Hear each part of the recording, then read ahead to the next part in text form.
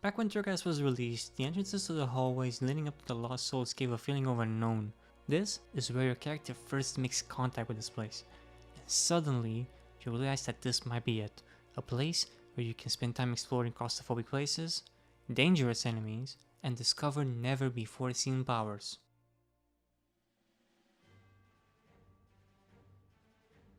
My trusted protection paladin upon entering is locked in terms of talents and gear until the first point of refugee, forcing me to make the first vital choice on the road to climbing the unknown. This would be important as later on, my character would have to make choices related to it. As I'm going forward, I realize that there is no primary objective in my sight. No percentage, time, or goal.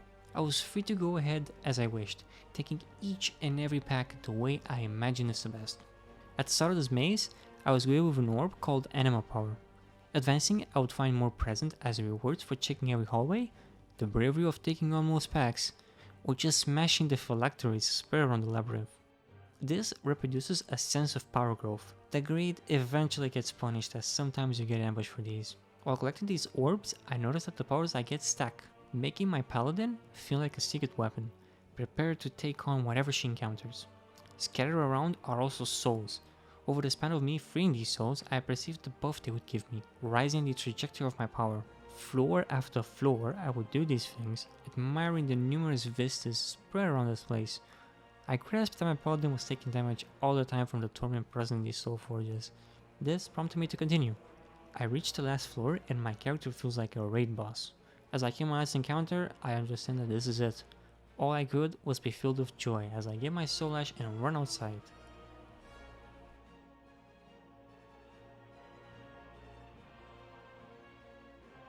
The harsh truth is that what I described earlier happens just in the first few weeks of Torghast. As I continued playing this content, I realized its major flaws. I began with saying that my talents and gear were locked. I could easily go outside after the first 1 or 2 trash packs and simply reset the run in case I feel something is better. This can be interpreted as good or bad, it really is up to the player to decide what is correct here. I personally feel like there is no punishment for experiment, but at the same time the majority of players feel the burnout of doing Torghast weekly and they want to get over it as quickly as possible. That's fine, everyone is entitled to play the game however they perceive is the best. Torghast as of 9.0.5 doesn't force you to play a certain way. The goal is to end the run without dying too many times. The fact that you can still explore every inch of the room and be rewarded for it is absolutely quintessential to Torghast's success. I'm not being held back to the way Blizzard wants me to play. I can treat it as a test chamber for whatever I want to do. In the 9.1 patch, Blizzard is intending on adding a scoring system based on completion, speed, and streaks. If you look deep enough, this is simply to another situation like in early 9.0 where Layer 8 was not as hard as they wished it would be. This is simply a barrier that the developers put to make sure you're not doing high layers with undergeared characters, creating frustrations and undesired results. I would still like the scoring system as long as the game doesn't take the creative liberty of the way you fancy the content. There's people that want to explore and there's people that want to speedrun through it. Any choice you take needs to lead to the desired result, which Torghast did perfectly in 9.0. The issue arises when people desire to blitz through the content in undergeared characters that need the powers found through simply exploring the content Blizzard wants them to explore. Picking the shortest path to victory will require a knowledge of the content and sometimes a character that needs to match the speed you're going at. This is where the scoring system will come into play to police who unlocks the next layer and who doesn't. This efficiency also comes from the stagnant powers that create a feudal pyramid. I'm not gonna say that all of them need to be equal, that's impossible. What I'm asking is that there should be a balance of power. There are powers that are straight up must-picks and ones that you need to avoid like the plague. This handcuffs you into a situation where you're forced to choose the one that is best due to needing to have a better chance of reaching the next layer, eliminating this way the idea of experimentation and testing. The idea of having souls and phylacteries spread around is forming the idea of exploration. This is what Torghast needs, the desire to explore the various rooms present around the maze. There's really nothing to say other than that I wish these souls would give a different type of power growing, not only a buff that we know it will be the same every week. Changing it weekly I feel is something that could break the monotony. Looking around and exploring my surroundings, I got the impression that Torghast was rushed. So many beautiful vistas that seem to scream cut content, different floors, and huge moles of enemies and powers that linger a side effect on every run I did. It feels like this could have been much more. Now we're stuck with something that repeats itself.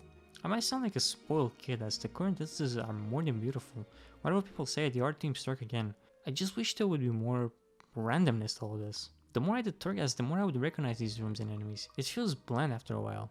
I get to the last floor, the finale. The most anticlimactic part I would say. You just kill it and that's it. No party, no win moment, nothing. I just wish that maybe there was a scoreboard that would just tell me the most amount of things about my run. How much it took, how many enemies I saved along the way, if I missed something, and so on. So many things that could be implemented. It might be a technical limitation or very low on the priority list, but it feels really weird to simply leave the room and feel like there's nothing to keep memory of it. And as I get back to the main entrance, Torghast leaves you with a sore taste as to what your character was. It feels weird to go back to my average character after being Captain America for those minutes I spent there.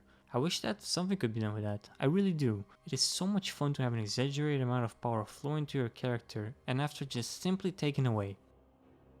The Sin Corridors was also something I was hyped for. I thought that maybe what we got was just a preview of what's about to come. Its sincerity came to the surface really fast and it hit hard. It is simply what we experienced before. Same zones, powers, buffs, and bosses. A pure disappointment to what most of us expected. The only difference were the huge amount of floors.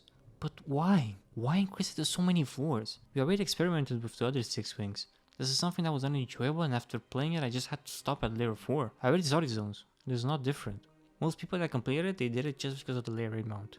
If you did it, you have my respect. My body couldn't handle such thing. It could have been something else. They could have made it a challenge mode if creative design, not by increasing the HP and damage multipliers with a hidden torment called "Let's do 18 floors." Add a weekly quest that would drop some sort of currency for cosmetics or interesting bonus objectives that incentivizes a specific type of playstyle, not the same one where we need to help X character find or kill something. I don't even know exactly what to say about Twisting Quarters. It was a disaster when I played it and many shared the sentiment. Similar to the normal Torghast, this has potential. It just hasn't been thought out very well, sadly.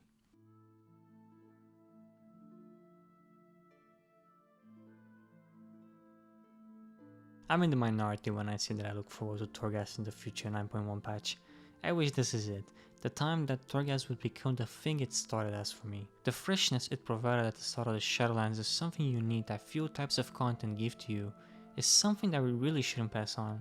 I hope Blizzard is listening and trying their best, as I think this is one of the most enjoyable places in the expansion if it is done right. Thank you for watching the video. As per usual, this was a blast to create. If you enjoyed the video, make sure to subscribe and like, as I have more videos like this in the pipeline.